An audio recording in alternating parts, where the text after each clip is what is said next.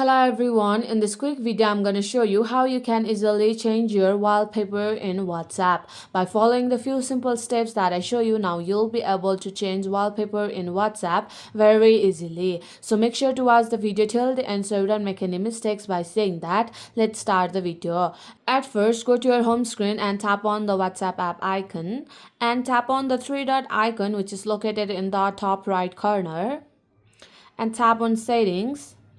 And here you'll be able to see the option called chats. Tap on that. And here in the section of display, you'll be able to see the option of wallpaper. Tap on that. And here tap on change.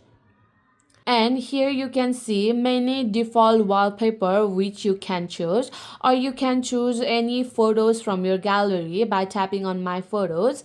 I'll set my wallpaper from gallery, so I'll tap on my photos. And here you can choose any photos that you like. I'll choose this one.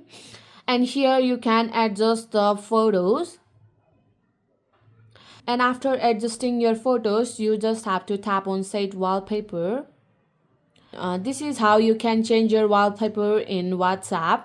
So my friend, that's it. If you find this video helpful even 1%, consider subscribing and leave a like. I'll be back with another problem solving video like this. Thanks for watching.